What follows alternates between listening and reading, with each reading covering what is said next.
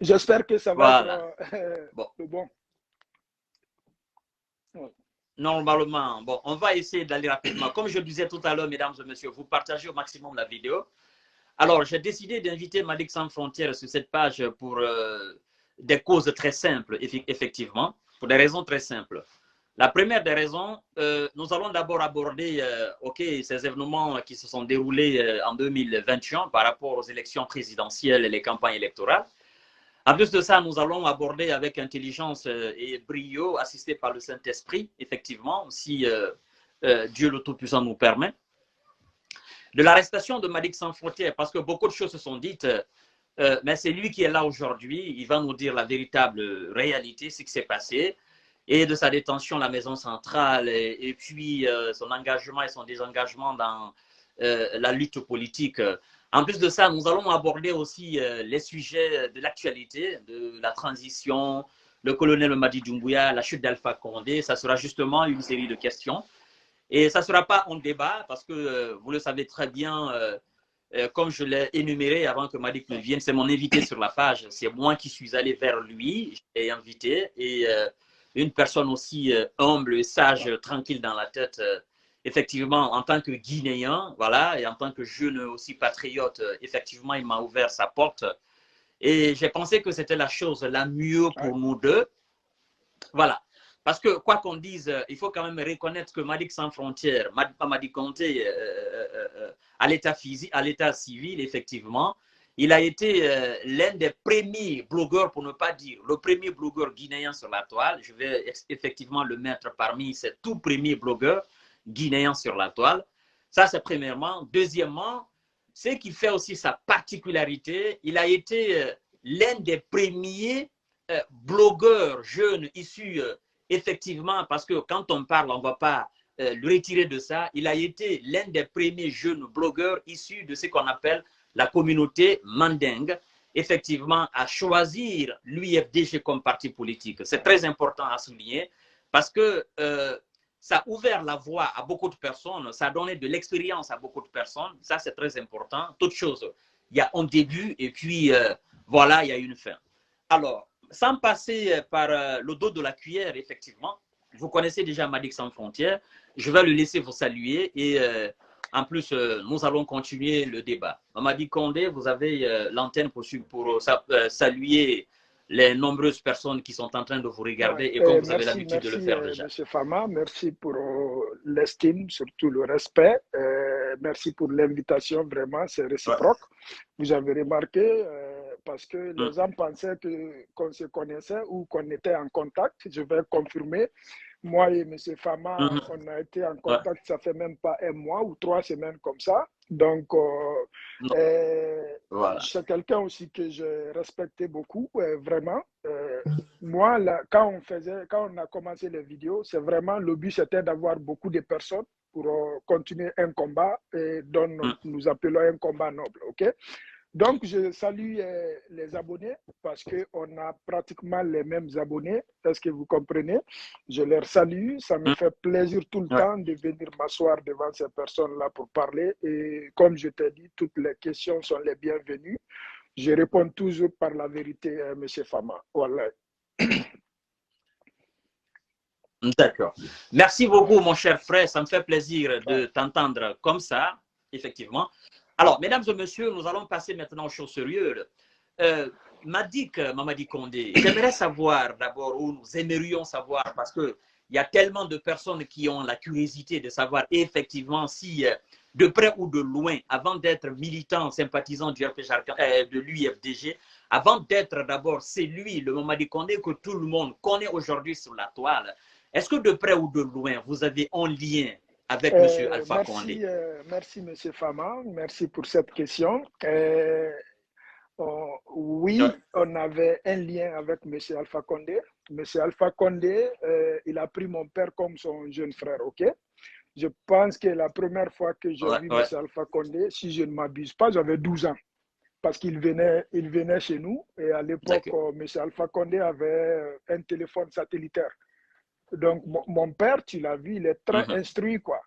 C'est un cerveau. Donc, il était le programmeur de ça. Ouais. Tu comprends? Je ne vais pas rentrer dans les détails. Et même c'est arrivé un jour, M. Alpha Condé m'a commissionné d'aller acheter de la cigarette. Puis je suis arrivé, il n'y avait pas de cigarette. Je pense que c'était Marlboro blanc. Mais il a crié sur moi.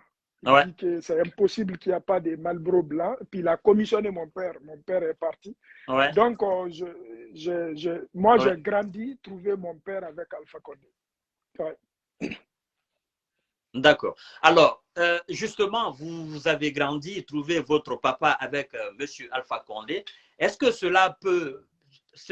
Est-ce que ce lien entre votre papa, votre famille avec Alpha Condé est un lien fraternel ou bien votre papa était déjà dans le parti RPG Arc-en-Ciel? Est-ce que vous, en tant que fils de votre père, effectivement, est-ce que vous étiez ou vous vous êtes retrouvé à un moment donné, indépendamment de votre volonté, vous vous êtes retrouvé dans le RPG Arc-en-Ciel ou bien ce lien qui existait entre votre papa et Alpha Condé, c'est un lien fraternel? Je vais dire quelque chose de très important. Je suis le seul fils de mon père. Il a 7 enfants qui n'a pas adhéré dans le RPG. D'accord. Le seul. C'est pour cela, dans l'histoire, tu ne verras jamais une photo de Madik avec les t-shirts de RPG ou bien jamais, jamais, jamais. Parce que, peut-être à l'époque, moi, je n'avais pas la même perception à la politique. J'ai eu peur de la politique à l'époque parce que mon père a été, ma famille a été une victime politique. Est-ce que tu comprends? Et moi, dans la famille, j'ai 2 grandes sœurs. Mais je suis le premier garçon. Est-ce que tu comprends? Donc, je voyais la violence quand la police débarquait chez nous. Donc, c'était gros pour moi. Un enfant de 14 ans ou 15 ans, tu ne comprends pas trop. Est-ce que tu comprends? Donc, je suis le seul membre de ma famille qui n'a pas adhéré dans le RPG. Ça, je le dis haut et fort. D'accord, mon cher. Et donc, ça veut simplement dire que vous, depuis vos tendres enfance, vous aviez toujours eu cette vision beaucoup plus large qui veut que ce n'est pas forcément mes parents sont de tel parti, je dois forcément être de ce parti, je dois avoir ma conviction, ma vision politique, je dois avoir effectivement la liberté de choisir qui je veux et qui je ne veux pas. Ça, c'est depuis votre tendre enfance. Alors, on va aller beaucoup plus rapidement, Mamadi Condé, alias Madik Sans Frontières. Alors, pourquoi votre engagement sur la toile? Pourquoi choisir, je ne dirais pas ce métier, mais pourquoi choisir de faire ce blog sur les Facebook? Qu'est-ce qui a été votre motivation? Un jour, j'ai vu l'autorité aller dans une famille, je pense que c'était Bambeto, est-ce que tu comprends? Ils sont rentrés dans la famille, est-ce que tu comprends? Il y avait même les nourritures sur le feu, d'autres ont versé ça. J'ai vu des femmes, femmes qui étaient traumatisées dans la cour. Et je vais te dire, ça m'a donné l'image directement de ce qu'on a subi sous le régime de Lansana Conté. Je ne sais pas si tu me comprends. Ça, c'était... Je te comprends bien. Accepter ça. Parce que je sais c'est quoi. Je sais c'est quoi. Même si ces personnes-là n'étaient pas malinquées ou de ma communauté, je m'en foutais. Mais je l'ai vécu. Et il vit la même chose que moi, j'ai vécu il y a 20 ans. Ça m'a piqué. Ça m'a dit non, il faut faire quelque chose. Il faut faire quelque chose. Parce qu'à l'époque, ce n'était pas M. Alpha Condé qui avait le pouvoir. Mais ça a été fait contre les personnes qui supportaient M. Alpha Condé. Donc, c'est injuste. Donc, j'ai vu que ça s'est fait contre les personnes qui supportent M. Selouda Lengalou. Donc, l'histoire se répète. Je ne sais pas si tu comprends. Donc, c'est l'élément déclencheur. Je comprends bien. Pour me lancer dans le combat là. D'accord. Alors, si je comprends bien, c'est que depuis votre tendre enfance, vous avez effectivement combattu l'injustice parce qu'un enfant de 14 ans qui a subi des exactions de la part de l'autorité et l'enfant qui grandit, effectivement, qui voit les mêmes pratiques, qui se dit, mais si je ne fais pas quelque chose, je deviens en quelque sorte un inconscient, je trahis mon peuple. Donc, ça a été la motivation première, ça a été l'élément déclencheur du fait que vous soyez aujourd'hui retrouvé sur la toile. Alors, effectivement, vous êtes devenu blogueur parce qu'avant d'être militant sympathisant de l'UFDG ou avant d'appartenir à une entité politique, vous avez d'abord choisi c'est que moi j'appelle aujourd'hui, parce qu'il faut dire que, bon, être blogueur aujourd'hui, on peut qualifier de métier. Avant d'avoir cette vocation libérale, naturellement, de combattre le régime en place. Parce que Vous avez commencé le combat contre le régime, contre le système, avant d'adhérer à un parti politique. Alors, ce que moi je voudrais savoir, en toute sincérité, en toute honnêteté, sans passer par la langue du bois, qu'est-ce qui a été votre motivation première à adhérer à un parti politique? Un parti politique comme l'UFDG. Et pourquoi le choix de l'UFDG? Merci pour la question, une bonne question. C'est rare qu'on me bombarde avec des questions comme ça. C'est des bonnes questions, vraiment. D'abord, avant d'adhérer dans l'UFDG, d'abord, j'ai été et je le suis encore. Est-ce que tu comprends? C'est très important. Un sympathisant de la communauté Peul. C'est très important. Est-ce que tu comprends? Moi, même aujourd'hui, ça me met mal à l'aise de parler des communautés. Est-ce que tu comprends? Tu es malinqué, je suis malinqué. Tout le monde peut défendre sa communauté. Mais le jour qu'on va mourir, on va être enterré tout seul. Nos papas, nos partis politiques ne seront pas là. C'est le fait qu'on a fait, M. Fama. Quand j'ai vu M. Fama, quand j'ai vu les violences à l'Axe, à Bambeto, à Amdalaï, tandis qu'il y a beaucoup de personnes à Conakry. Je ne dis pas d'aller violenter les Guinéens. Est-ce que tu comprends? Ça m'a beaucoup touché. Et en sachant aussi que nous, Guinéens, on a des amis, on a des femmes, des mamans ou des marates ou d'autres personnes qui sont peules aussi, qui vivent avec nous, qui mangent avec nous. Est-ce que tu comprends? Et je sais que moi, Madi, je vis avec les Blancs, je ne suis pas blanc, je suis Guinéen. Et un jour, quelqu'un a dit à ma fille, ma première fille là, qu'elle n'est pas canadienne. Imaginez comment je me suis senti. Parce que Dieu a fait de mon destin. Effectivement. Dieu m'a donné des enfants qui devraient être nés sur le sol canadien. Ce n'est pas Madi qui a fait. Donc Dieu a fait de mes enfants des Canadiens.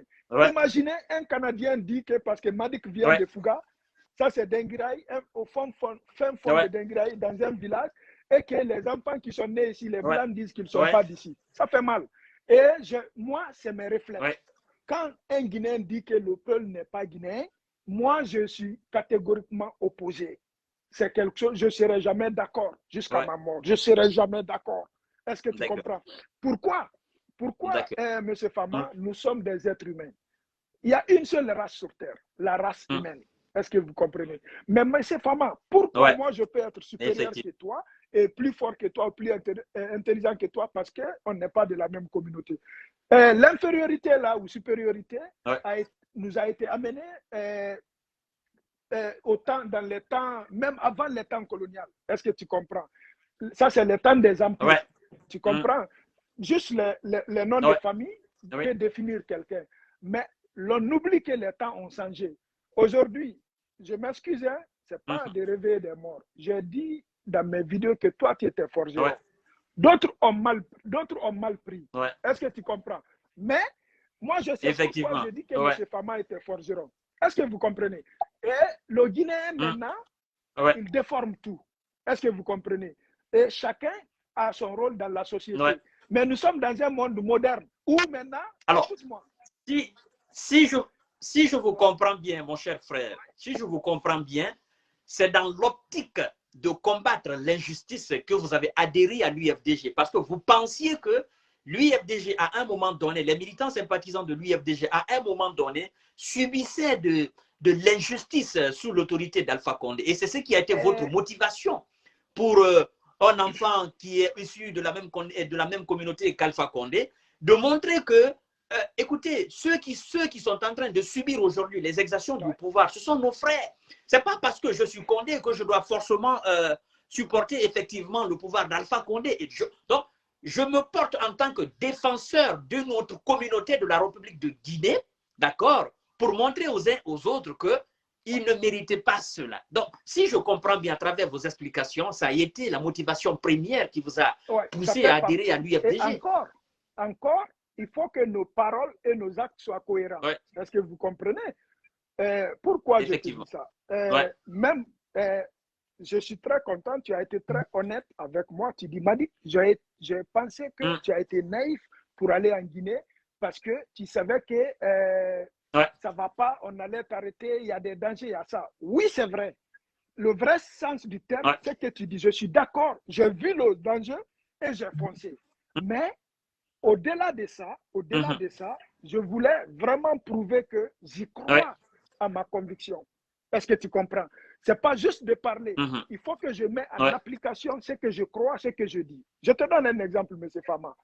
Toi, tu dis aujourd'hui que tu es croyant, mais tu ne pries pas. Tu ne fais pas tout ce que le bon Dieu te demande. Et tu ne suis pas le chemin du prophète. Mais mon cher, ta croyance, peut-être, elle n'est pas la croyance musulmane, peut-être. Je ne sais pas si tu me comprends. Donc, pour moi, c'est ça. Je comprends parfaitement. Je dis que j'ai confiance à un être humain, M. Laguissé Dalen Diallo. Et je vais te dire, entre parenthèses, on a fait une réunion à l'époque, parce que moi, j'ai été désigné, je vais te dire, officiellement par le bureau exécutif et son président comme communicant officiel de l'UFDG dans le fédéral du Canada. Et j'étais aussi le président de la section du Québec.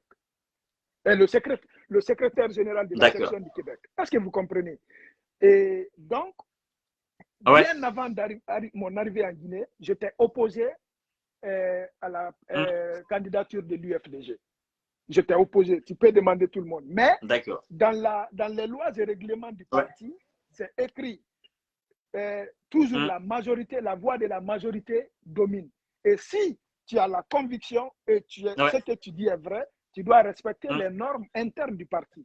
J'étais contre, mais j'ai dit, je suis contre. Mais la personne à la tête, j'ai confiance, donc je vais l'accompagner. Et pas à distance. Je me suis déplacé, aller sur le terrain pour l'accompagner. Alors, justement, une question par rapport à ce déplacement, Mamadi Condé, alias Madick Sans Frontières, parce que, bon, nous avons entendu beaucoup de versions. Il y en a qui disaient qu'avant votre déplacement de Canada à la République de Guinée, vous étiez en contact avec la femme de M. Cellou Dalein Diallo, qui a effectivement été une actrice dans votre déplacement de Canada à la Guinée. Bon, ça c'est à travers les langues qui se sont déliées, des gens qui faisaient des racontats. Mais comme moi, je ne me base pas sur des racontats, je me suis dit, le jour viendra où effectivement j'aurai Madick Sans Frontières, il va me donner la vraie version. Alors, nous aimerions savoir, est-ce que vous aviez décidé de votre propre chef, n'est-ce pas, acheter votre billet à travers vos propres moyens, aller en Guinée, ou une personne lambda, une tierce personne a acheté votre billet et vous a excité de venir effectivement aux côtés de Cellou Dalein Diallo pour battre campagne? Je veux dire tout simplement, est-ce que ça a été votre choix? Vous êtes venu à travers vos propres moyens, ou bien c'est une tierce personne qui a acheté vos billets? Merci vraiment, M. Fama. Très honnêtement, je suis quelqu'un, d'abord la décision, je l'ai prise toute seule. Tu comprends? J'ai pris la décision toute seule.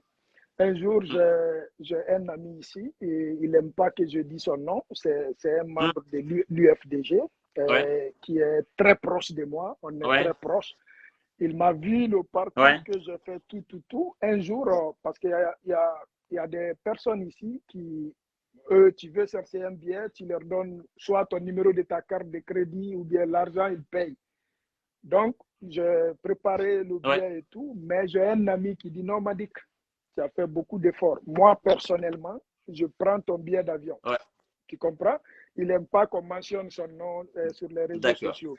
Ah, je dis non, c'est correct. Je dis, ça me fait plaisir d'acheter. Je dis non, s'il te plaît, laisse-moi te faire ça. Il a pris le billet d'avion.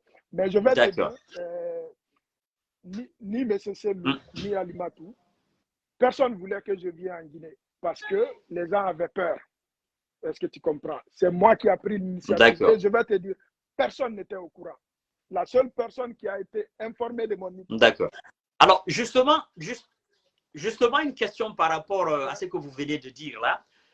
Est-ce que, en prenant cette décision de venir accompagner le président de l'UFDG à travers cette campagne électorale, est-ce que vous étiez conscient naturellement des dangers qui vous guettaient à votre arrivée en République de Guinée? Est-ce que vous avez effectivement mis de côté ces dangers en disant, ben, écoutez, je mène un combat sur les réseaux sociaux, il faut que j'aille sur le terrain, malgré les dangers, je m'en fous? Ou est-ce que vous êtes venu inconsciemment seulement, vous dites, bon, rien ne va se passer, je vais venir effectivement en tant que responsable de mon parti, je viens accompagner mon président et je pense qu'on ne va pas m'arrêter. Bon, laquelle des deux décisions vous a animé? Est-ce que vous étiez conscient du danger qui vous guettait ou bien vous n'étiez pas effectivement, j'étais vous vous très en foutiez de conscient tout du ça? danger. Depuis là-bas, déjà, l'autorité m'a dit, Oh, ouais, moi, il ne faut pas me lancer un défi. L'autorité dit, si tu es homme, viens en Guinée. ouais, Je vais te dire non, je sais les personnes qui m'ont dit. ouais, Et quand tu dis ça à Madik, il va le faire. ouais, Est-ce que tu comprends? Il y a eu d'abord les combats ouais, dans l'ombre. Est-ce que tu ouais, comprends? Ça, c'est un défi. Je vais mhm, te dire, c'est un ouais, défi aux personnes qui sont en Guinée, mhm, qui pensent qu'eux, ils sont plus mhm, guinéens que les autres. Ça n'a rien à voir. C'est mhm, juste d'abord défier les personnes qui pensaient à l'époque qu'ils sont plus guinéens que Madik.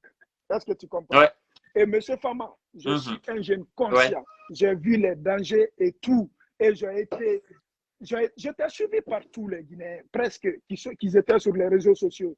Et j'étais conscient ouais, du danger et tout. Et effectivement. je savais qu'à un moment ou un autre, en faisant une erreur, j'allais être arrêté. Est-ce que vous comprenez? Donc, je t'affirme, j'étais conscient Mhm, vraiment du danger et tout. Mais mon défaut, ça peut être défaut. Pour moi, c'est de la qualité. Quand je te promets et je mhm, le fais. Ça, c'est moi ouais. comme ça. Ouais. D'accord. Alors, effectivement, vous étiez conscient du danger, vous êtes venu, vous vous êtes affiché aux côtés de Ouais. M. Selouda Diallo et on a vu à un certain moment, vous preniez aussi quelques photos avec quelques corps habillés de la République de Guinée, notamment des militaires et Ouais. des policiers, effectivement. Bon, la question qu'il faille se poser, la question évidemment que je veux que vous satisfaisez, c'est que je veux justement savoir, ou nous aimerions savoir, les Guinéens ou les nombreuses personnes qui sont en train de vous regarder. Alors, écoutez, quand vous êtes venu en Guinée, que vous vous êtes affiché du côté de M. Selouda Diallo, est-ce que cela n'a pas été très mal vu de votre propre famille? Est-ce que vous n'avez pas eu d'autres problèmes avec la famille? Merci. Ma famille, réellement, moi, mon père, je redis, il est très instruit. Il sait, mon père, c'est, Ouais. lui, il m'a montré le parti RPG. Est-ce que tu comprends? Et mon père, je vais te dire Mmh. une chose, hein, Ouais. même, merci pour la question, hein, même entre parenthèses, j'ai eu l'opportunité Ouais. et tout pour aller à l'université au Canada. Mais je vais promis à mon père Mmh. que je vais réussir. Je vais tout faire pour lui sans aller à l'université. Et cet orgueil et Mmh. promesse que je fais, je vais mourir avec ça. Est-ce que tu comprends? Ouais. Donc, mon père sait déjà que je suis Ouais. responsable. Et il sait que mes choix, je ne fais pas D'accord. les choix, je fais les choix par conviction. Est-ce que vous comprenez? Mon père m'a Ouais. jamais dit Mmh. d'abord que je ne te parle pas parce que tu as suivi celui d'aller. Ce n'était même pas ses problèmes. Mon père m'a fait des reproches. Il dit, tu D'accord. peux ne pas être dans le RPG, mais il ne faut pas faire des excès. Est-ce que Mmh. tu comprends? Et c'est normal. C'est normal pour un D'accord. père. Ma mère non plus s'est jamais opposée. Est-ce que vous comprenez? D'accord. Notre famille, c'est une Ouais. famille vraiment très libre. Même s'ils sont tous des RPG, ils ne se sont jamais opposés de moi parce que je Ouais. suis de l'UFDG. Jamais, au Mmh. nom de Dieu. Jamais, jamais. Mmh. D'accord. Alors, je pense que ça, c'est beaucoup plus clair pour tout le monde. Vous êtes issu d'une Ah famille oui. beaucoup plus démocrate où les enfants peuvent Ouais, assumer leurs choix, les enfants peuvent faire leurs choix, des ouais, choix qui sont aussi différents, effectivement, de ceux des parents. Ça, c'est très bon, ça, c'est très gentil. Et moi, je trouve d'ailleurs que ça, c'est une famille exemplaire. ouais, Effectivement, je suis issu ouais, de ouais, cette même famille similaire. Parce que ce qu'il faut dire, je ne cesse de mentionner que à l'époque, moi, mon papa, effectivement, il était du PUP et ma maman ouais, était du RPG Arc-en-Ciel. Mais moi, ouais, je n'avais pas de parti politique parce que j'avais déjà cette ouais. conviction d'être un homme libre et d'observer les situations, de donner mon avis là-dessus. Alors, Mamadi Condé, nous allons rapidement évoluer. À votre arrivée, vous vous êtes affiché avec M. Seydou Diallo, les campagnes ont commencé, vous êtes allé à l'intérieur, vous êtes allé à Mamou, à Farana, à Zérékouré, et puis en passant par Kissitougou, Kekedou, il y a eu beaucoup de mouvements, il y a eu beaucoup de racontats.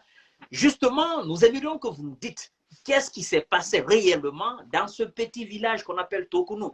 Parce que là, M. Seydou Diallo a été arrêté, la délégation a été arrêtée, vous étiez là. Alors, nous aimerions savoir qu'est-ce qui s'est réellement passé là. Et ouais, j'ai fait le live là-bas. Mais avant ça, il y a eu d'autres arrestations. On a coupé beaucoup de routes, je pense que 4 fois. Tu comprends? Mais les circonstances ne nous ont pas permis de faire des lives montrés aux Guinéens. Mais moi, je fais des photos et des petites vidéos rapidement. Mais les circonstances ont fait que, et puis l'ampleur aussi de ce qu'on a subi était minime. C'est à Tokounou que vraiment c'était de l'affrontement parce que les autres, c'était dans des parties forestières, la Guinée forestière. Mais là-bas, c'était la Haute-Guinée, où la tension est très élevée entre Peul et Palenque. Donc, j'ai pris mon temps pour filmer vraiment. Mais comment ça s'est passé? Regarde, dans les campagnes, il y a des secrets que je ne pourrais pas dire vraiment, parce que quand tu es dans un parti politique, il faut respecter, il faut garder les secrets, c'est très important. Mais il y a des choses que je peux dire. Je sais parfaitement. Monsieur Selou, tu sais, on a été déprogrammé d'abord. Est-ce que vous comprenez? On a été déprogrammé à Guékédougou. Vous comprenez? C'est là où d'abord tout a changé. Dans notre parcours en campagne, l'ancien régime avait loué tous les hôtels de la Guinée. Ça, je vais vous informer de ça aujourd'hui. Donc, l'UFDG venait dans les villes où les hôtels étaient pris. Les hôtels n'étaient plus disponibles. Il n'y a pas de clients, mais l'État, je ne sais pas qui a fait, l'État avait payé tous les hôtels. Donc, on avait déjà les problèmes de logement. Est-ce que tu comprends? Mais, comme partout, il y a des exceptions. On trouvait quand même des personnes pour loger le président et en priorité et son équipe est vraiment proche. Est-ce que vous comprenez? Donc, d'abord, ça a commencé à Guékédougou. Quand on a quitté à Massantan, M. Selou devrait faire le dîner à Guékédougou. Est-ce que vous comprenez? Donc, l'autorité avait donné l'ordre de ne pas accepter que M. Selou les mange et son équipe de campagne à Guékédougou. Donc, à la rentrée de Guékédougou, on avait barricadé le chemin. Tu comprends? Parce que moi, M. Selou m'a donné des privilèges vraiment énormes, vraiment. Après sa voiture, c'était ma voiture, puis les gardes-corps. Donc, j'étais en plein cœur, j'étais dedans les actions, quoi. Au centre. Tu étais au centre du mouvement. Donc, arrivé à Guékédougou, M. Selou a échangé avec l'autorité, il est descendu de voiture, il dit, mais pourquoi? Il dit, non, on a reçu des ordres que vous ne rentrez pas dans la ville de Guékédougou. Donc, M. Selou nous dit, bon, ok, il n'y a pas de problème, allons-y manger à Gendé. Parce qu'après Guékédougou, il y a une ville qu'on appelle Gendé avant Kissoudou. Donc, voilà, moi j'ai dit à mon chauffeur, parce que moi j'avais un chauffeur pour moi. J'ai dit au chauffeur, parce que tout le monde a faim, je dis ce qu'on va faire. Moi, j'aime ça avoir des liquidités sur moi, quoi. Est-ce que tu comprends? Donc, mon chauffeur m'a pris, on est rapidement, avant que M. Selou finisse de parler avec l'autorité, moi je suis allé acheter du pain là-bas. Ce jour-là, j'étais avec Étienne, M. Étienne, dans mon auto avec d'autres personnes. J'ai acheté beaucoup de pain et de sardines. Maintenant, chaque voiture qui passe, les voitures de l'UFDG, je jette du pain dedans avec sardines. Je jette du pain avec sardines. Donc, on s'est retrouvés à Kissoudou. Maintenant, arrivé à Gendé, on était fatigué, mais la population de Gendé avait barricadé le chemin pour que M. Selou fasse un discours pour eux. Il pleuvait ce jour-là, M. Selou dit, bon, c'est notre devoir. Il s'est arrêté, il a fait un discours et on est parti passer la nuit à Kissoudou. Maintenant, le lendemain, on devrait aller à Kankan. Mais de Kissoudou, on devrait prendre le chemin vraiment de Tokounou pour aller vers Kankan. Notre programme, c'était à Kankan. Exact. Je connais ce chemin. Maintenant, arrivé à Tokounou, il y avait des habitants de Tokounou, c'était vraiment des vraies barricades là. Ils ont coupé des arbres là. Il y avait 2 barrages. La première, le premier et puis un deuxième, je pense que si j'ai bonne mémoire, à 7 km après. Donc, c'était des sachers, des militants du RPG, vraiment. D'autres avaient des fusils de saches. Donc, on avait un élément de l'UFDG. Son oncle même était, je ne vais pas dire son nom, son oncle était même dans le groupe du RPG. Son neveu est avec nous. son oncle était à la tête. Donc, ces gens-là disent qu'on ne peut pas passer. Ils étaient nombreux. Mais nous, on avait donné l'information à nos militants de Kissoudou et les militants de Kankan. Est-ce que vous comprenez? Je pense que ça allait être l'élément déclencheur de guerre. Ça, je vais te dire. C'était la première fois vraiment que je me fâche, vraiment, jusqu'à perdre le contrôle. Nous, on a débarqué dans la voiture. Et il y avait des gens qui étaient vraiment prêts à affronter ces personnes-là. Sur le coup, ils étaient plus nombreux que nous, parce que nous, on était un groupe de campagne. Donc, une vingtaine de voitures. Et ils étaient très nombreux. Là, M. Selou était dans sa voiture. C'est quelqu'un qui aime négocier dans la transparence, dans le calme. Donc, il nous a vu débarquer dans l'auto, on était prêts. Là, nous, on veut maintenant prendre des bois pour faire le combat. Il m'a appelé. Il dit, Madik, ces gens-là, c'est des Guinéens. Nous sommes des Guinéens. On est en campagne. Ceux qu'ils font là, c'est pas bon, mais ils sont inconscients. Si on se fie à eux, on s'affronte. Il dit, Madik, c'est une guerre civile. Et on ne le souhaite pas. C'est le message que M. Dalem m'a dit. Est-ce que vous comprenez? Et j'étais fâché, hein, parce que c'était un manque de respect. C'est qu'en empêchant un Guinéen en pleine campagne, parce que campagne, tu as l'autorisation. Et l'autorité était là, la police était là, la gendarmerie était là. Donc, ça m'a touché. Mais le chef a dit, M. Dalem dit, de ne pas réagir, que tout le monde doit rentrer dans sa voiture et on fait demi-tour. Donc, on est rentré dans la voiture. On ne peut pas rester sans respecter la décision du président. Fâché, et on a filmé, on était en colère, on a fait demi-tour. Les personnes là nous ont suivis à presque 10 à 15 km encore, parce qu'ils voulaient vraiment s'affronter là. Mais après, M. Selou a dit maintenant d'arrêter, on est parti. À la place de dormir à Kissoudou, on a passé, à la place de dormir à Kissoudou, on a passé la nuit. Donc, vous confirmez que n'eût été la sagesse, l'intelligence et le patriotisme de M. Selou, si c'était un autre acteur avec un sang beaucoup plus chaud qui, effectivement, voudrait coûte que coûte passer là et est conscient de sa popularité, de sa force de mobilisation, il aurait effectivement donné l'autorisation que vous passiez. Et soit vous passez, ou bien il y a eu effectivement on fait de l'affrontement là-bas et que ça devienne une guerre dans tout le pays parce que ce jour-là, ben, écoutez, la Guinée était sur le bord de basculer. Donc, vous confirmez réellement que c'est M. Selou Dalein Diallo qui a voulu que vous fassiez demi-tour. Parce que nous avons entendu cela, effectivement, que c'est Selou Dalein Diallo, grâce à son intelligence et sa vision, qui a ordonné que vous retourniez. Bien vrai qu'il soit guinéen et qu'il ait aussi l'autorité d'aller battre campagne partout sur le territoire guinéen, mais effectivement que c'est lui qui vous a donné l'ordre de retourner pour éviter toute guerre entre vous et ces gens. Je vais te dire, M. Fama, c'est là où j'ai compris que M. Dalein, il est très loin d'être un homme de guerre. Parce que nous, on était par émotion, on était dans l'émotion. Est-ce que vous comprenez?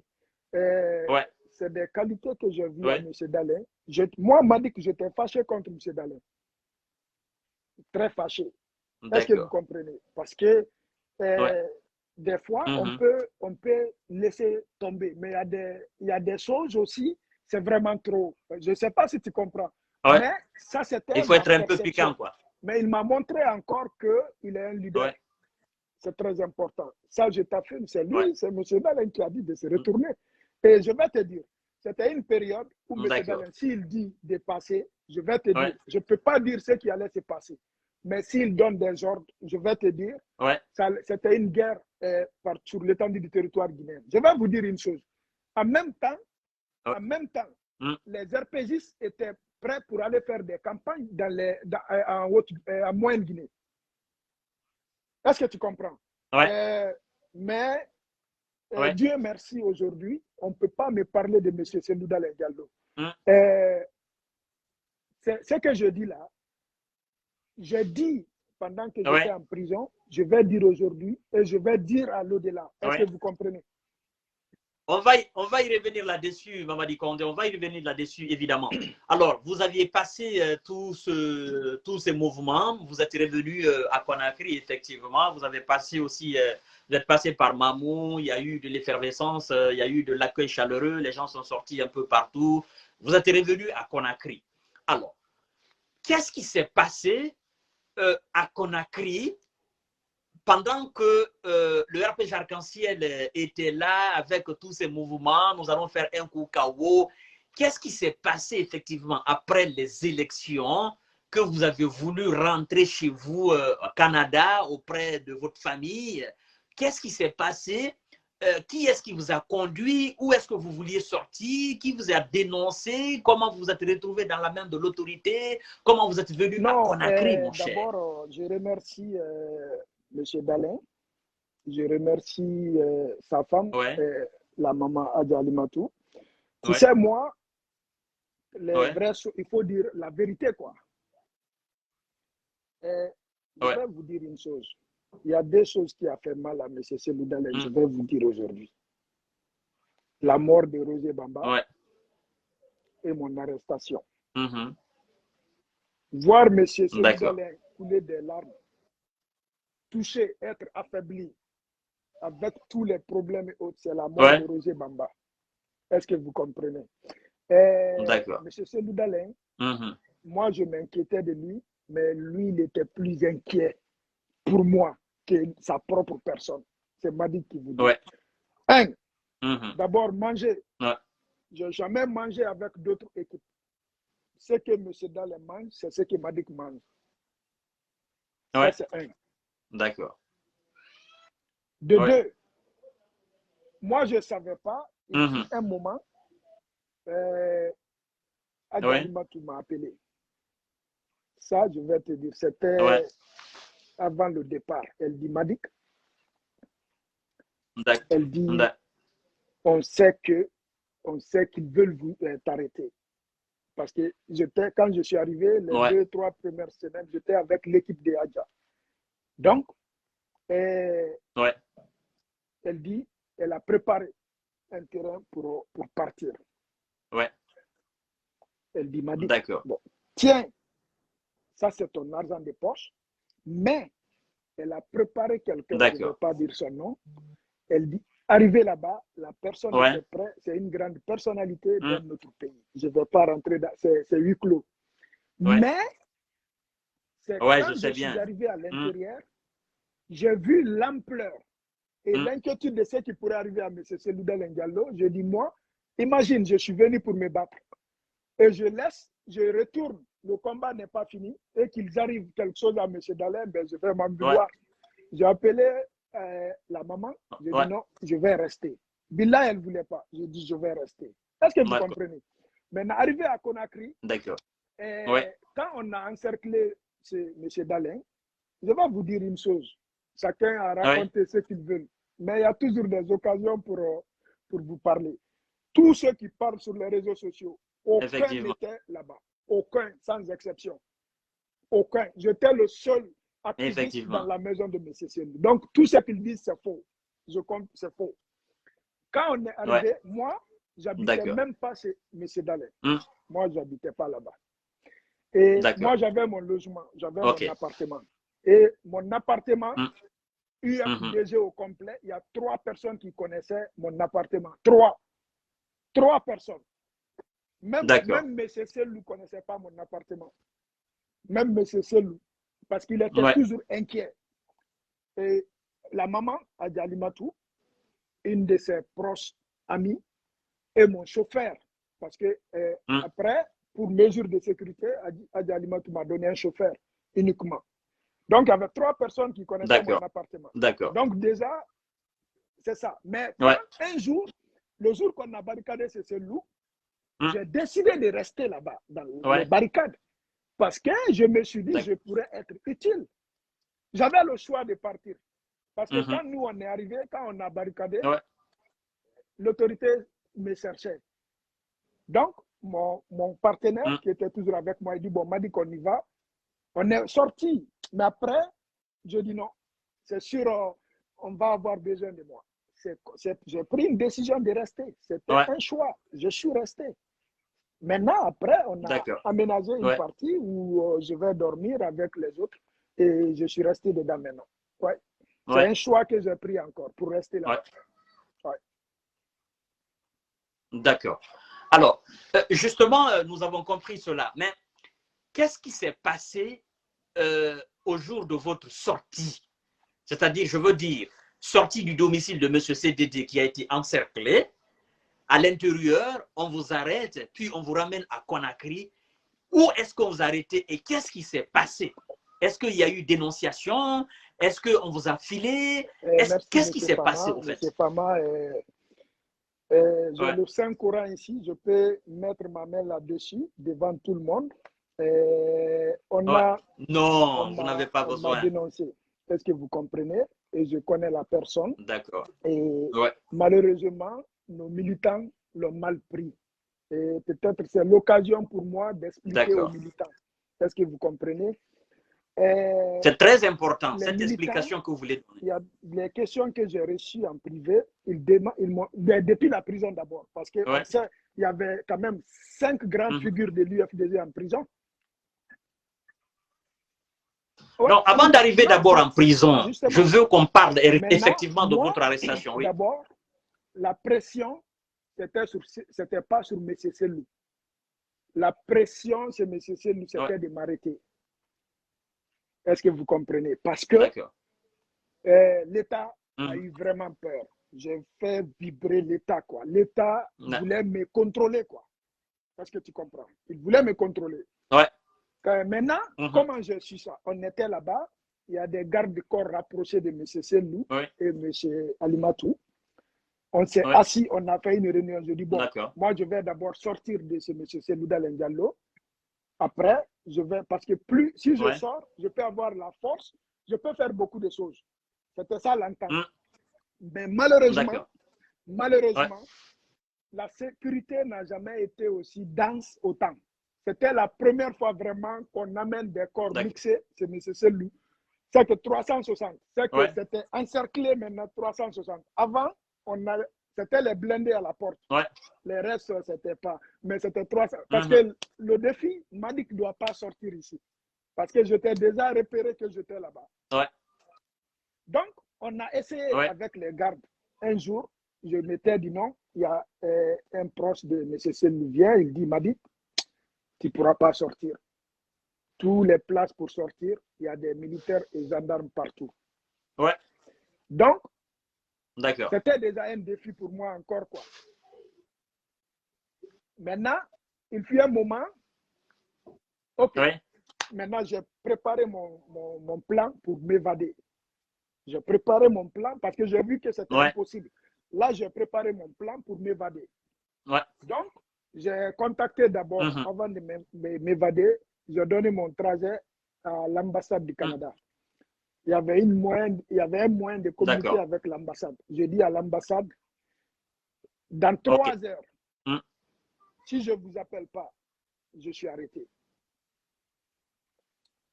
J'ai appelé quelqu'un qui a préparé l'extérieur. Je ne dis pas son nom. Et moi, on s'est assis avec la maman nationale, Adja Alimatou, et quelques personnes, je ne vais pas dire leur nom. Je dis, bon, moi, je dois m'évader. Mais, est-ce qu'on doit dire à M. Selou Dalein ou on ne doit pas lui dire? Parce que si on lui dit, il va dire, Madik, tu ne bouges pas. Tu restes ici, je ne veux pas qu'il t'arrive le malheur. C'est ce qu'il disait, M. Dalein. Donc, on a décidé, je dis, ben, je vais aller sans dire à M. Dalein. Et moi, j'ai fait mon projet. J'ai préparé le terrain. Tu comprends? J'ai réussi à sortir. Je suis sorti de la cour à 10h15. J'ai les papiers, j'ai des photos de moi, j'ai toutes les preuves, quoi. 10h15, je me suis retrouvé dehors.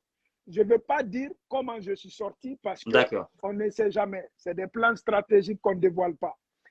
Non. Maintenant, je comprends. J'ai appelé quelqu'un Je lui ai dit, Ouais. Monsieur Selou, parce que je suis sorti 10h15, à 11h45, des fois 11h35, Monsieur Selou se réveille. C'est des périodes où on mange ensemble. Et je savais qu'il allait me demander. Et je ne peux pas porter disparu dans la cour de M. Dalin sans lui dire où je me trouve. Et pourtant, à l'époque, il y avait de la géolocalisation. Le dernier message, la personne qui m'a dénoncé, je dis, quand M. Dalin se réveille, il faut dire que je prends ce chemin, je suis là. Parce qu'il faut que je dise vraiment mon itinéraire à M. Dalin Diallo. Et c'est même avec ça qu'on va m'aider, on va me donner des appuis. Est-ce que vous comprenez? Et la personne en question, il joue double jeu. Il est avec l'UFDG, mais il est avec l'État. Je ne savais pas. D'accord. Tu comprends? Et j'ai éteint mon téléphone. J'avais deux téléphones. J'ai un téléphone ici qu'on ne peut pas repérer. Et un numéro, c'est juste 4 personnes qui avaient ce numéro. Donc, la personne en question fait partie. J'ai dit à la personne, je dis, midi, il faut que tu me donnes des nouvelles. Parce qu'à midi déjà, M. Selou et Adja, ils vont amener quelqu'un pour m'aider à continuer. Est-ce que vous comprenez? Maintenant, qu'est-ce que la personne a fait? Il a appelé quelqu'un que je connais après ma prison que j'ai rencontré et la personne a appelé Général Baldé. Donc, avant mon arrivée à la frontière, c'est la seule personne qui savait que d'abord que j'étais sorti, c'est M. Selou. C'est la seule personne qui savait que je vais à Pamalap. Personne n'était au courant. Personne. Même M. Selou n'était pas au courant. Donc, avant l'arrivée à la frontière, ils étaient prêts, ils étaient informés. J'étais déjà sur le chemin. Tu comprends? Donc oui, je te confirme, j'ai été dénoncé, je connais la personne et il vit encore. Des fois, il me connaît, je lui dis, oui, il est là-bas. D'accord. Alors, quand vous avez été arrêté, qu'on vous a envoyé à Conakry, on vous a emprisonné, on va couper court, vous avez passé quelque temps avant le jugement, et pendant que vous étiez à la maison centrale, est-ce que vous avez eu droit à certains privilèges que d'autres détenus politiques n'avaient pas? Depuis la DPJ, j'ai eu des privilèges, oui. La DPJ, oui. D'accord. Est-ce que vous avez jugé ces privilèges un peu politicienne, une manière de vous subtiliser quelques informations, une manière de vous avoir? Est-ce que vous avez jugé que ces privilèges étaient cette manière, ou bien vous pensiez tout simplement que voilà, on me fait ce privilège parce que tout simplement je suis issu d'une famille qui est aussi militant sympathisant du RPG? C'est difficile à dire, quoi. C'est difficile à dire, mais je vais te dire ma perception. OK? Parce qu'on a essayé d'abord des pressions mentales. Est-ce que tu comprends? J'ai résisté. Et c'était une façon, je pense, de me récupérer à la bonne manière. Je ne sais pas si tu comprends. Et pas juste me récupérer. Je comprends. On voulait me récupérer et me remonter aussi contre Elhadji Cellou Dalein Diallo. On me l'a dit face à face.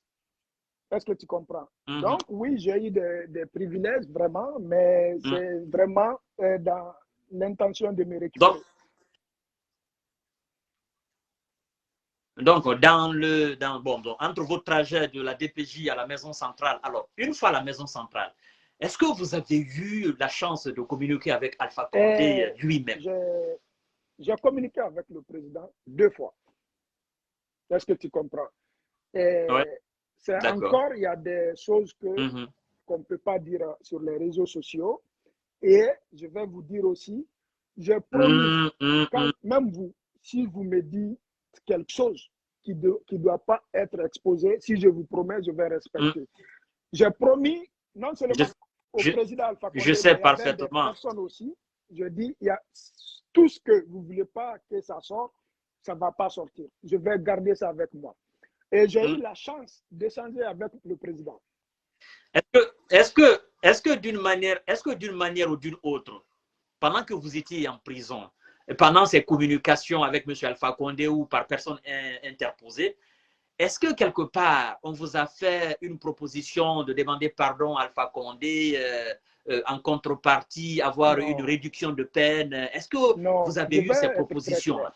Monsieur Alpha Condé n'a jamais demandé à un prisonnier de lui demander pardon pour qu'il libère. Ça n'a rien à voir. Est-ce que vous comprenez?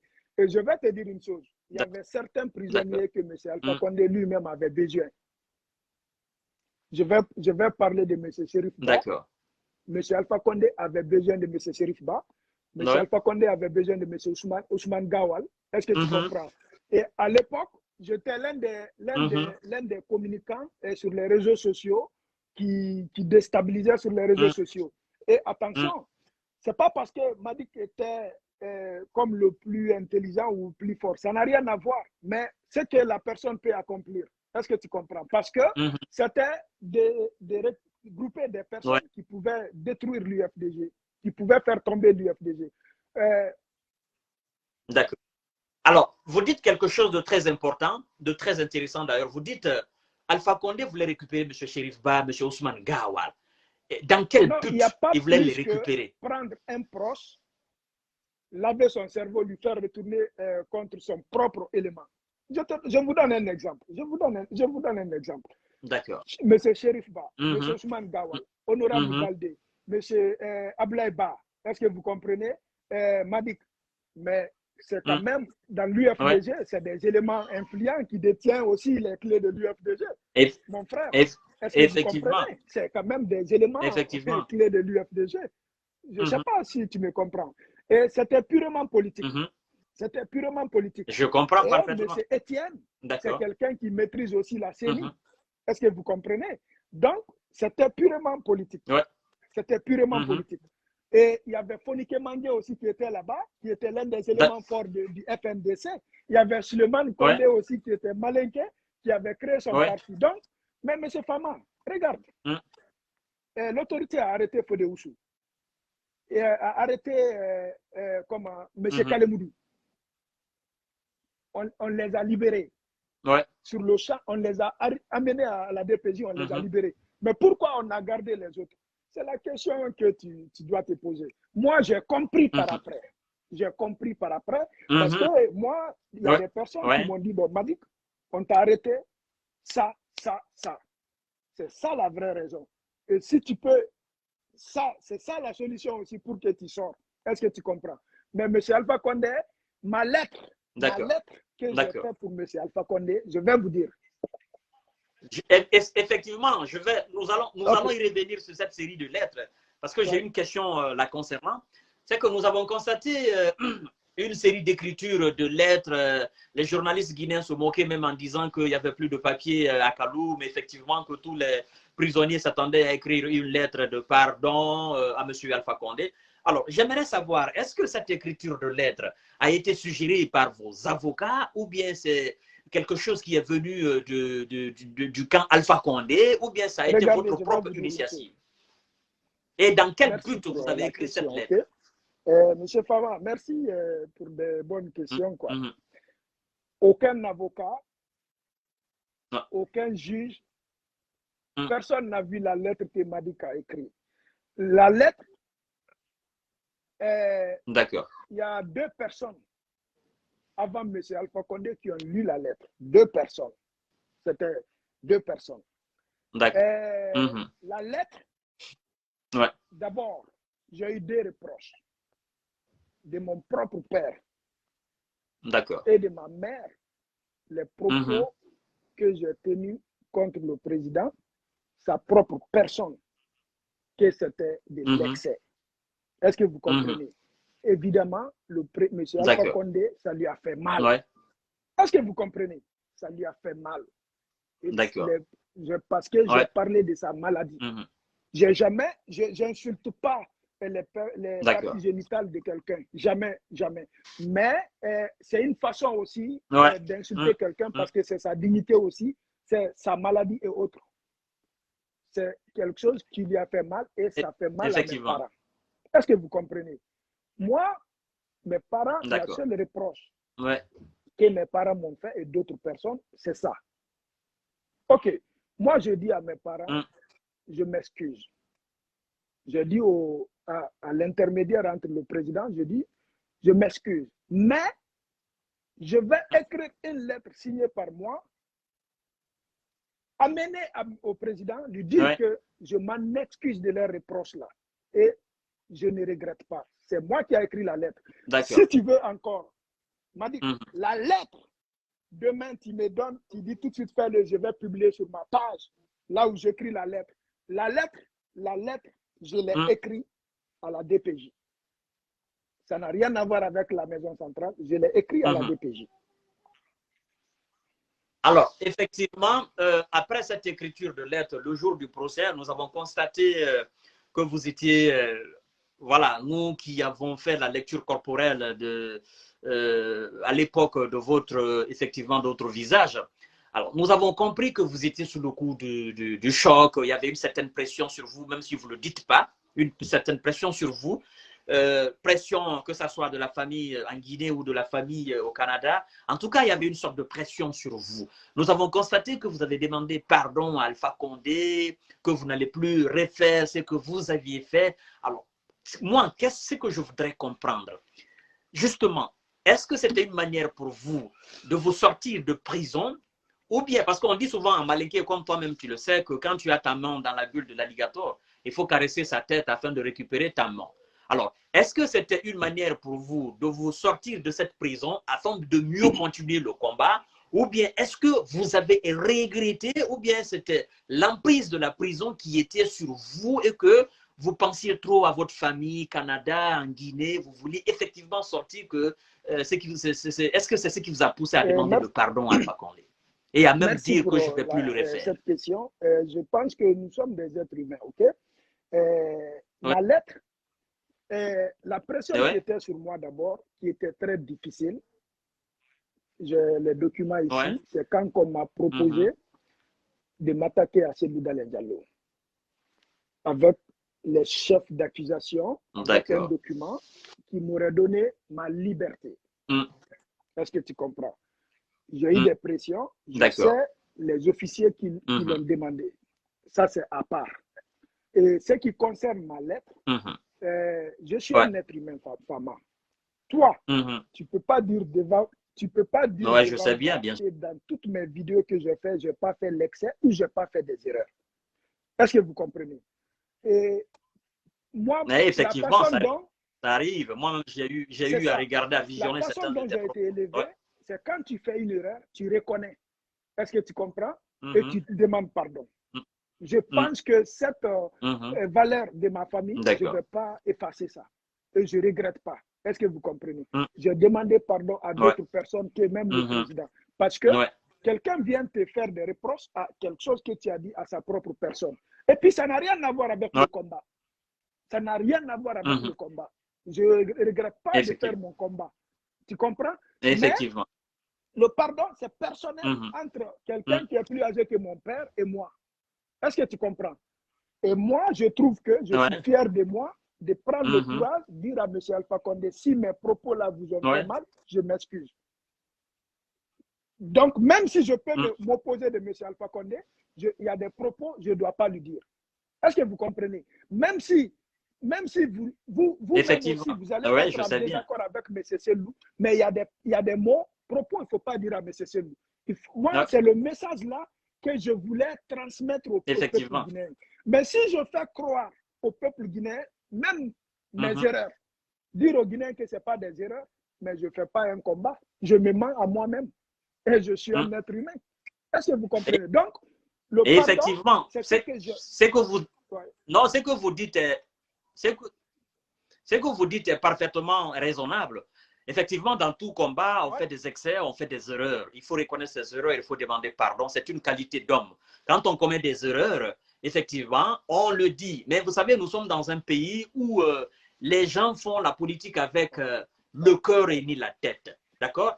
Mesdames et messieurs, vous devez comprendre aujourd'hui que le pardon que Mamadi Condé a demandé à Alpha Condé, ce n'était pas le pardon d'avoir combattu Alpha Condé, mais c'était le pardon par rapport à ses excès dans certaines de ses vidéos. C'est ce pardon-là, donc vous devez faire la part des choses. Alors, effectivement, nous continuons pour ne pas retenir très longtemps nos milliers d'auditeurs qui sont en train de nous suivre et qui partagent avec largesse cette vidéo. Naturellement, à votre retour au Canada, nous avons suivi, bon, plein de personnes ont regardé ce live que vous avez fait. Vous êtes allé même jusqu'à 17 000, 18 000 vues qui vous regardaient en direct. Effectivement, vous avez eu à tenir des propos que les gens ont mal interprétés, mais des personnes aguerries comme nous, des personnes averties aussi comme nous savions que vous veniez de la prison et que ce n'était pas facile. La prison n'est pas faite pour les êtres humains. La prison n'est pas faite pour tout le monde. Nous n'avons pas les mêmes conceptions, nous n'avons pas les mêmes consistances, c'est-à-dire les mêmes intelligences ou les mêmes caractères de résister à la vie carcérale. Moi, je n'ai pas tenu compte de tes propos, effectivement, dans ce live ce jour-là, même si je n'ai pas regardé en live, mais j'ai des abonnés qui m'ont envoyé, j'ai écouté, j'ai analysé. Je n'ai pas tenu compte de tes propos parce que je me suis dit qu'il était sous le choc. Il vient de sortir de la prison, ce n'est pas facile.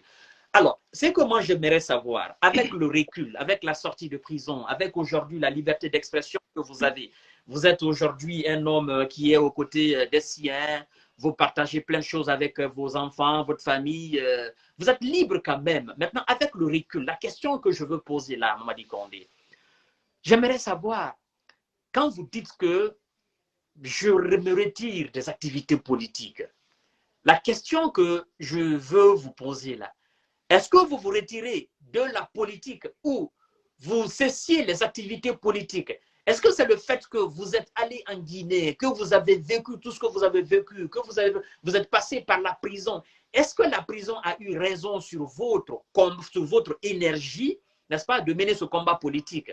Maintenant, je veux savoir, est-ce que c'est après cela que vous avez pris cette décision? Si oui, si vous n'étiez pas allé en Guinée, est-ce que vous auriez pris cette décision-là en disant je me retire? C'est-à-dire, je veux parler par là, si vous n'étiez pas passé par la prison et que vous étiez resté au Canada durant tout ce temps-là, est-ce que vous alliez renoncer à ce combat politique ou bien vous alliez continuer? Il y a déjà, et merci pour cette question, Fama. Tu es journaliste, hein? Tu as des bonnes questions, quoi. Ouais. Tu sais, les Guinéens confondent le combat pour la Guinée et le combat avec politique. C'est deux choses diamétralement opposées. Est-ce que vous comprenez? Effectivement, diamétralement opposé. Après tout ce que j'ai vécu, de la prison, il y a un témoin oculaire. Oui. Tu peux lui demander. Ce jour-là, j'étais avec Suleiman et on parlait de Suleiman. Oui. J'avais reçu une mauvaise nouvelle au Canada, quoi. On m'avait appelé que ma fille était malade. C'est ma première fois je ne vais pas rentrer dans les détails. J'ai eu la chance. Je suis allé à... Je sais bien. Avec le régisseur, tu peux demander Fonike. Fonike a même parlé avec ma fille. Est-ce que tu comprends? Un homme, il faut être beau combattant, plus fort. Il y a des trucs qui te mettent à terre. Quand ma fille m'a dit, et effectivement, nous avons vu l'exemple sur Patrice Lumumba qui a effectivement qui s'est retourné à cause de sa famille. C'est là où j'ai trouvé que les personnes qui nous supportaient, ils s'en foutaient de notre vie privée, de ce qu'on vit. C'est ça que j'ai trouvé dommage pour les personnes dont nous défendons aujourd'hui. Moi, de la prison, ma fille dit, papa, sa maman dit d'abord qu'elle est malade. Est-ce que vous comprenez? J'ai réussi à parler avec ma fille, appel vidéo. J'ai la photo ici, je peux t'envoyer. Ma fille pleurait, je pleurais. C'était la première fois que je faisais 11 mois sans voir ma fille. Quand elle devrait avoir 8 ans. Ma fille me dit, papa, mon anniversaire de 8 ans, j'aimerais que tu viennes. J'aimerais te voir parce que ça fait longtemps que je ne t'ai pas vu. Tu vois, papa, je suis malade. Nous sommes des êtres humains, papa. Il faut être beau, Madic sans frontières.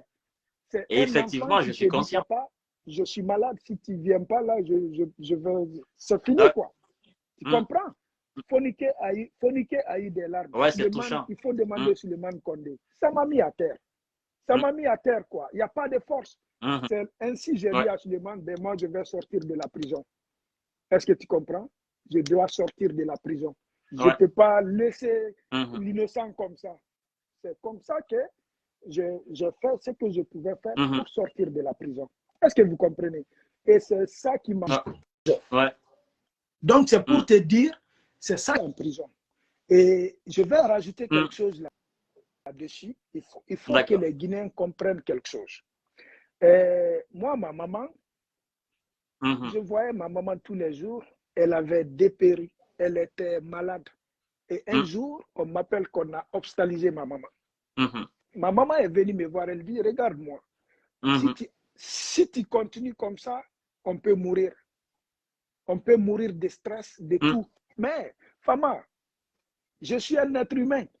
Donc, si je comprends bien, même si vous ne l'avouiez pas, si je comprends bien, parce que nous sommes quand même avec des personnes réfléchies et intelligentes qui sont en train de nous regarder, si je comprends bien, votre décision de laisser d'abord la politique pour un instant, c'est certainement une décision personnelle par rapport à votre famille au Canada et la famille en Guinée, la maman. Moi, je suis un être humain, nous sommes des êtres humains, effectivement, nous avons ce côté.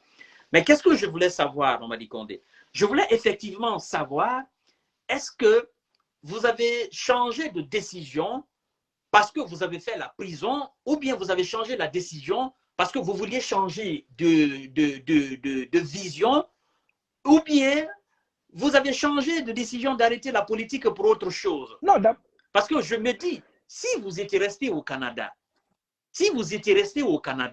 qu'on avait fini toutes ces campagnes électorales jusqu'à aujourd'hui, je me dis que sincèrement, tout ce qui vous est arrivé, vous n'alliez pas subir cela en République de Guinée. Et vous alliez toujours continuer à être cadre de l'UFDG ou être militant sympathisant de l'UFDG ou continuer ce combat si vous étiez resté.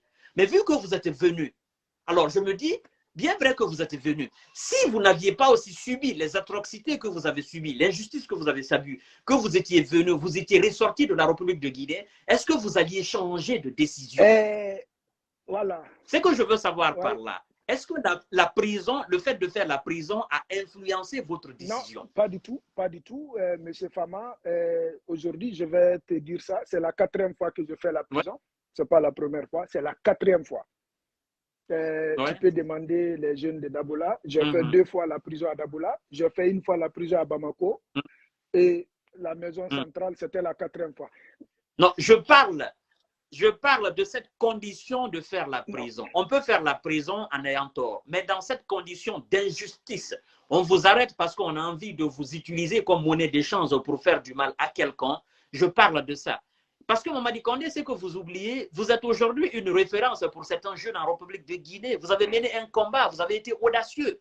Donc, il faudrait que vous assumez ce que vous avez fait. Est-ce que la prison a influencé votre décision de désister au combat politique? Non, je n'ai même pas désisté. Je n'ai même pas désisté. Attention. Alors, qu'est-ce qui a changé? Regarde. Qu'est-ce qui a changé? Qu'est-ce qui a changé? Non, écoutez. Qu'est-ce qui a changé entre le Mamadi Condé du Canada, l'homme qui était fier de lui en faisant des lives, et le Mamadi Condé qui est venu faire la politique, la prison, qui est retourné au Canada, et puis qui a changé de décision? La différence se situe où? Parce que moi, je parle de Madic Sans Frontières, de l'homme politique, du cadre de l'UFDG. Je ne parle pas du citoyen lambda Mamadi Condé. Je parle de l'homme politique.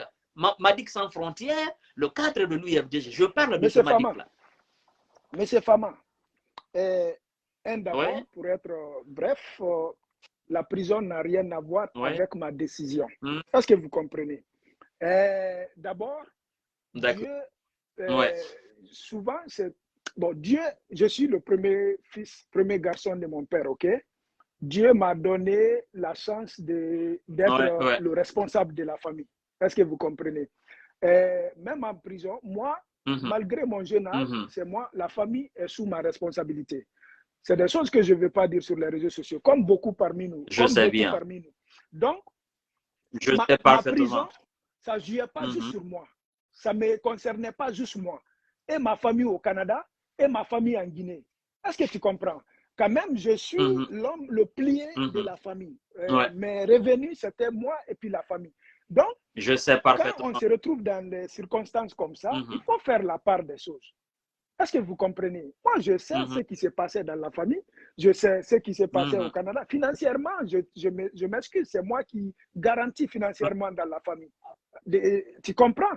Donc, Donc, quand tu es arrêté... Alors, quand j'ai dit la fois dernière que vous avez fait une erreur, quand j'ai dit la fois dernière que vous avez fait une erreur, c'est de là, c'est sur ça que je me suis appuyé. En tant que le pivot, c'est-à-dire la racine, la tige de la famille, vous engagez dans la politique de cette manière et avoir l'audace d'aller en Guinée, sachant très bien que vous êtes le pilier de la famille, c'est par rapport à cela, je dis que quelque part, cette décision d'aller en Guinée, ça a été une décision un peu naïve. Excusez-moi du terme. Et si la décision est à reprendre, que moi je suis votre conseiller, je vais vous déconseiller humblement de ne pas reproduire ce qui s'est passé, la décision que vous avez prise et que vous êtes allé tout droit dans la gueule du lion. Je vais catégoriquement m'opposer à ce voyage-là. Parce que je prends l'exemple sur Alpha Condé lui-même. Quoi qu'on reproche d'Alpha Condé, il a combattu le régime Sékou Touré, il a combattu le régime Lansana Conté. Mais tout au long de la carrière, tout au long des régimes des 26 ans d'Ahmed Sékou Touré, Alpha Condé n'a jamais mis le pied officiellement en République de Guinée, que l'État reconnaisse que Alpha Condé est venu sur le territoire guinéen. Parce que vous le savez très bien, s'il était venu, on n'aurait pas aujourd'hui eu la chance de parler d'Alpha Condé, effectivement. Si Alpha Condé n'a pas pris, il n'a pas été audacieux d'aller jusqu'au bout, effectivement, il faut reconnaître quelque part qu'il a été beaucoup plus intelligent que vous dans ce domaine. Je voudrais simplement que vous reconnaissiez, Mamadi Condé, que la décision qui a été prise, ça a été une décision un peu naïve. On ne doit pas faire cela. Il faut que vous reconnaissiez cela. C'est ce que je veux vous signaler. Vous me permettez? Regarde, votre perception, je respecte. Et ce n'est pas parce que je ne suis pas d'accord avec vous, hein, mais tu sais, j'ai une mentalité, je vais vous expliquer, M. Fama. C'est pas, tu sais, la naïveté, c'est de ne se rendre pas compte des enjeux ou quoi. Moi, je savais tout ça. Mais, tu sais, il y a ma famille aussi. Mais n'oubliez pas, le but de notre combat, moi, dans ma tête, il y a certaines personnes, ils ne sont pas de notre famille, mais on est encore leur espoir. Je ne sais pas si tu me comprends, quoi. Et je sais, ma présence, ma présence aussi en Guinée, c'est vrai, ton côté naïf, là, je prends. Je prends. Est-ce que vous comprenez? Ça, si je me fiais juste à ma famille. Mais si tu te fies aussi aux familles détruites, et vous êtes sans savoir, on vous a appelé un jour, il y a une femme qui a divorcé avec son mari à cause de moi, parce qu'elle m'admirait. Quand on m'a arrêté, elle a mis ma photo sur son profil, son mari ne voulait pas, ils ont divorcé. Et je vais te dire, effectivement, effectivement. Moi, je connais des familles, ils sont pas malinqués, plus âgés que mon père, plus vieux, plus vieilles. Est-ce que vous comprenez? Et ma présence en Guinée leur a donné l'espoir encore du changement et de vivre. Est-ce que vous comprenez? Leur a montré, ça me tient à cœur vraiment, l'unité de la Guinée. Et c'est pour cela j'ai pris, c'était une grande décision, M. Fama, une grande décision. Et tu n'es pas le seul. Personne, je sais bien. Pourquoi je dis à personne, et personne n'allait accepter que je vienne en Guinée, y compris ma famille. Je vais te dire une chose. C'est en Guinée que j'ai appelé mes parents que je suis en Guinée. Bilay, ma mère n'a pas pu manger. Mon père n'a pas pu manger. J'ai des oncles qui ont pleuré. Bilay, c'est une fois en Guinée que je les ai avertis. Parce que moi, je connais. Parce qu'ils ont, ils ont compris ce qui t'attendait. Monsieur Fama, Bilay, Talay, moi, je n'ai pas renoncé au combat. Je te garantis. Je n'ai pas reculé parce que je ne peux plus faire le combat. Mais je vais te dire une chose. Je vais te dire une chose. Non. Moi, je fais la part des choses, Mamadi. Je fais la part des choses. Le combat politique à travers un parti politique est différent du combat politique en étant un homme libéral, comme moi je suis en train de le faire là. Je ne suis ni loin, ni de près, ni loin, militant sympathisant d'un parti politique, mais je mène mon combat. Moi, je te comprends parfaitement. Continuer comme ça, c'est une forme, comme je suis en train de faire. Cela n'a rien à voir avec le militantisme d'un parti politique. Alors, une dernière question pour effectivement libérer les milliers de personnes qui sont en train de nous regarder en direct, parce que ce n'est pas fini, c'est en début. Effectivement, certainement, si le temps nous permet, nous reviendrons demain sur l'actualité guinéenne, parce qu'on a fait une heure, non, plus d'une heure et quelques. Je peux Alors, te donner encore quelle est votre position actuelle? Je te actuelle? donne un peu de temps encore, c'est beau. Ouais, je sais que vous tenez, je vous donne encore un peu de temps. Allez-y, allez-y. D'accord. Alors, une dernière question, évidemment, parce que nous allons revenir un autre jour avec l'actualité guinéenne. Nous voudrions savoir effectivement, quelle est votre position aujourd'hui par rapport à la politique? Est-ce que vous êtes toujours militant sympathisant de l'UFDG, vous êtes toujours cadre de l'UFDG, ou bien vous êtes une personne indépendante? Merci pour cette question. Moi et l'UFDG, vraiment, les gens n'ont pas compris. Il n'y a pas de guerre entre nous, quoi. Il n'y a pas de... M. Selouda Diallo, je l'estime, confiance, considération au plus haut point à M. Selouda Diallo. Je dis haut et fort. Est-ce que vous comprenez? La politique, je vais te dire une chose. Ça ne va pas d'abord avec les business. Est-ce que tu comprends? Moi, tout ce qui a été détruit pendant mon arrestation, j'ai le choix ou de m'occuper d'abord de ma famille pour que tout aille bien dans ma famille. Après, je viens continuer mon combat. Mais si je dis aussi d'abandonner ma famille, voilà, là, la politique, là, je suis irresponsable. Je suis responsable. C'est la petite partie. Et puis, là, je comprends. Monsieur Fama, j'ai eu l'opportunité, l'occasion pour changer de parti politique. Ce que les Guinéens n'ont pas compris, si j'avais quitté l'UFDG pour RPG, j'aurais trahi la population guinéenne. Est-ce que vous comprenez? Mais si j'arrête, je suspends mes activités politiques, mais il faut, parce que l'UFDG, c'est dans les règlements. Si tu veux suspendre tes activités politiques, tu ne peux pas rester. Il faut que tu donnes ta démission. Parce que moi, quand même, j'ai été un responsable de l'UFDG. Parce qu'un secrétaire d'une grande ville comme Québec, quand même, c'est une responsabilité. Et j'étais communicant dans le fédéral. Et UFDG, si tu veux arrêter les missions, il faut que tu donnes ta démission. Et quand tu vas être prêt, tu peux venir. Est-ce que vous comprenez? Donc, et jusqu'à présent, vous n'avez pas encore rendu votre démission officiellement. Oui, selon les règlements de l'UFDG, je pense que après le coup d'État, j'ai amené une lettre comme quoi j'arrête les activités politiques. Est-ce que vous comprenez? Le président, M. Selou, a reçu la lettre et j'ai eu la réponse de la lettre et je vais vous envoyer la copie de la lettre et c'est très bien écrit parce qu'on a fait la lettre même avec deux grandes personnalités du parti, comme quoi il n'y a pas de guerre.